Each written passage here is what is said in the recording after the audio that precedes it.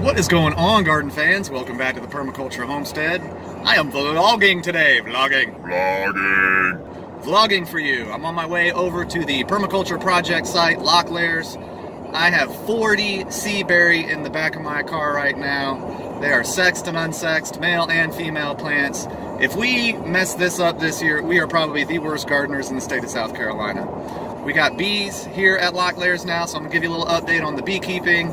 And really the project farm has been my baby right now. So I've been spending a lot more time over here and having a lot more fun at the project site than my own home site. So come on back, enjoy the journey. Please like, share, and subscribe as always. And don't scold me too bad for vlogging while driving.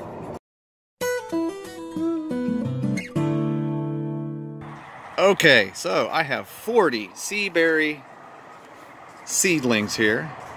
They're all about 2 to 3 feet tall. They are putting on some good spring growth right now. They were transplanted to me from Washington State, and for the first time ever, I am going to suggest that if you want to buy plants, or at least Seaberry in particular, Burnt Ridge Nursery is the way to go. They were excellent communicators. They held the product because they knew we had bad temperatures. They shipped the product in a timely fashion.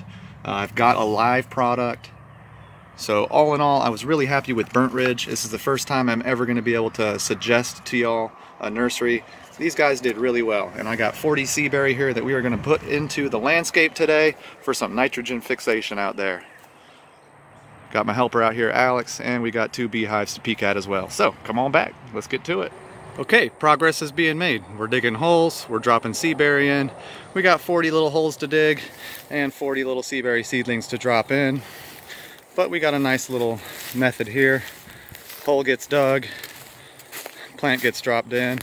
Somebody comes in behind, refreshes the soil, packs it in, and there we go. We got a Seaberry. We've got about 30 of them going down the swale path here. And then on our upper swale, we got the same thing. We got a line of them right through here, and once we get them all dug in, I'll show you what that looks like.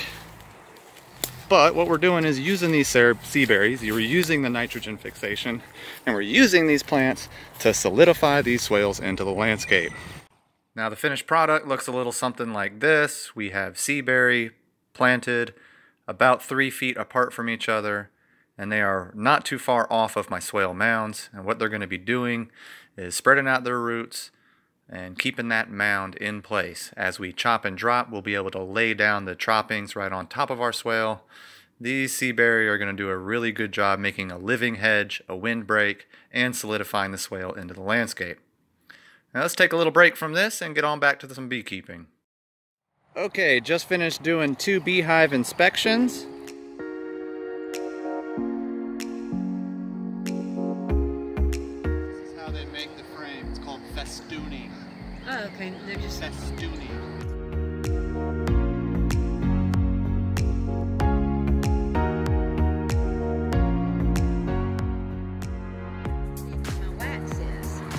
Look at all those bees. And that's wax on that. Yeah, the they've white got stuff underneath them? Yeah. Looks about 3/4 of the way filled out. We got some photos of the queens here. Okay, and I gotta take a cork out the back side of this. I'm gonna send She's look coming, at her. she's She's got, coming. see her, there she is. I'm gonna tell them this is for Alex. And I got a photo of the second box queen right here. And really what I'm seeing is everything is perfect. These 2 hives are doing great. These bees get pretty much sun exposure all day. Sun is going from east to west, from there to over there. And they have a nice little windbreak behind them. In the heat of the summer, a lot of these plants here will actually provide a little bit of shade for these 2 boxes. But what I'm seeing is really, really healthy bees, really happy bees. They're doing much better than when I was doing beekeeping at my house. These bees get more sun, they're a lot more active, they're able to draw out comb a lot quicker. We've got 2 queens, we've seen brood, We've got honey, capped brood, so they're right on track 2 weeks in. Keep abreast of the situation. I'll keep letting y'all know what's going on. Beekeeping going good over at Locklairs. Hoping to expand this operation as well. I want to give you the brief walkabout, because there is once again just so much growing on out here. Kind of want to hit some of the highlights because as we are here into spring, there's a lot of cool stuff going on. All of the autumn olive on site are flowering, which is providing honey and pollination for not just our bees, but for all the native pollinators as well. So we have this hedge of autumn olive on our bottom swale. They're acting as a buffer, as nitrogen fixation. They're providing the pawpaws that aren't too far away from them a little bit of shade for now.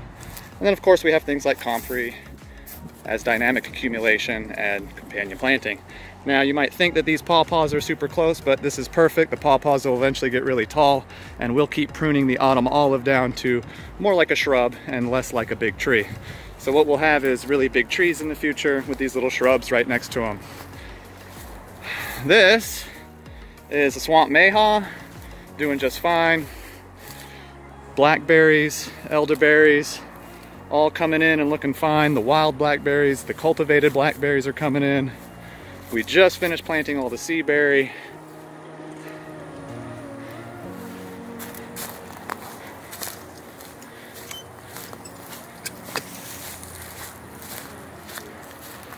And really, now that things are kind of bushing out and shrubbing out, it's starting to look like a food forest. Nice little hedge of blackberry here going down our wet side of the swale. Here is a mulberry, another autumn olive next to it. This is a plum, Ozark plum, has some comfrey underneath it. We've situated the comfrey so that it sits in the shade most of the day. This is perfect for South Carolina Zone 8. Those comfrey will stay alive all year. Here is an all-in-one almond tree that has really blown out, already putting on a significant amount of spring growth. It has its own nitrogen fixing right next to it, autumn olive. And then not too far from that we have a pear. Here is this is the pear. That is another plum tree. Or apricot, my bad. This is an apricot. We have a plum, an apricot, and then a pear. And then not too far from that, obviously, we have this nut tree. So in the future, what you're gonna see is this 80, 90 foot tall nut tree with some smaller shrub-like looking trees next to them. The ground cover is alpine strawberries. They're flowering, spreading, producing runners. Once again, we put our comfrey on the shady side of our trees so that they don't burn out in the heat of South Carolina. We're starting to plant elderberry along our swale mans, as well as all the Seaberry. And once again, this is just to help solidify those elements in the landscape. We want our swales to be lasting elements that help bring water in. So here's one of our new Seaberries in the ground, and we've got a whole row of them coming down this swale, like I said.